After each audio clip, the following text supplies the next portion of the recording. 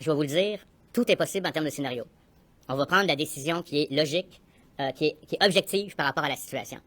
Bon, on pense que ça pourrait atteindre à peu près entre 30 jusqu'à 70% de la population si rien n'est fait.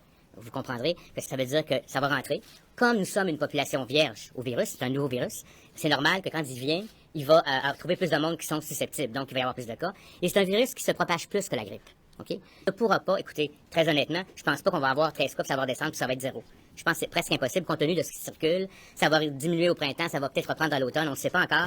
Bon, très haut, puis qu'à redescendre. Puis là, ici, on n'est plus capable de traiter des patients en manque de soins intensifs. Traiter des personnes, peut-être, puis c'est la loi de santé publique qui le permet, compte tenu de la menace, peut-être être moins importante que le bien collectif, parce que sinon, c'est tout le monde qui va y payer. Ça pourrait même être vous qui, plus tard, pourriez être infecté et ne pas pouvoir être traité de façon adéquate. On est à ce stade-ci. Et dans un scénario hyper catastrophe avec des taux de létalité à 6%, etc., là, ça va être difficile. Mais on va peut-être être un peu plus que le H1N1, qui d'ailleurs était très fort à Winnipeg au printemps. Les transports en commun, on va en arriver à dire aussi, essayer de limiter, puis c'est pas parce que le métro nettoie son poteau qu'il faut pas se laver les mains. Le poteau il va être lavé, mais la personne peut tout de suite après le recontaminer. Donc lavez-vous les mains, prenez soin. Ça en a partout au Québec, c'est pas les mêmes recommandations que dans une ville. Parce que vous devez penser, est-ce qu'on va mettre une île ou en quarantaine? Vous savez, le virus, il s'épand au maximum 1 mètre en avant, 1 mètre en arrière, à peu près 2 mètres autour de la personne.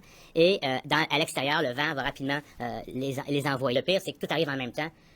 Et qu'on soit obligé de demander de faire des choix à dire est-ce que c'est cette personne-là qu'on traite ou l'autre. Et ça, on veut pas. Et je sais, je me rappelle très bien dans l'épidémie où on avait la méningite du méningocoque, qu'il y avait eu à Québec, là, les enfants mouraient dans les écoles, il y avait des enfants dans les garderies, des gens importantes. La projection va faire qu'on va avoir de la transmission. Puis ce qu'on veut faire, c'est d'un risque très élevé, l'abaisser à modéré, faible. Modéré moyen, là.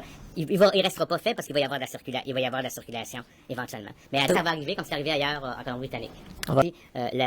L'OMS a déclaré la pandémie, mais on allait, indépendamment que l'OMS a déclaré la pandémie, comme hier, on est passé de 8 à 11 cas dans la soirée, ce qui augmente une certaine accélération. Et là, je pense que la société est mûre à ça. Les gens commencent à être plus inquiets. On a vu l'expérience de l'Italie. Ça se peut qu'on ferme les écoles. Comprenez-vous? Puis on le fait en fonction de notre épidémiologie. C'est pour ça qu'on fait de la surveillance. C'est pour ça qu'on est aux aguets. C'est pour ça que depuis le mois de, je dirais, mi-janvier, on est là-dessus. C'est pour ça que depuis le début janvier, on a commencé à penser à approvisionnement, masques, etc., etc.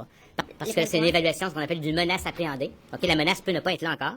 Même à la limite d'une menace appréhendée, si nous jugeons que le bénéfice est plus grand pour la communauté que les droits individuels, on peut aller de l'avant là-dessus. On peut même obliger une personne à être traitée. Et si elle veut pas être traitée, on l'enferme complètement. On a ces pouvoirs-là qu'on doit utiliser de façon intelligente, bien entendu. Ces pouvoirs-là sont là. On peut même déclarer une vaccination obligatoire d'urgence en cas d'urgence sanitaire, dans les questions de catastrophes, etc. Mais là, on est véritablement dans un domaine de maladies infectieuses. On travaille avec nos partenaires de la sécurité civile parce que s'il faut falloir avoir de l'approvisionnement de nourriture ou certains éléments autres, on travaille si c'est nécessaire parce qu'il y a un dysfonctionnement de la société.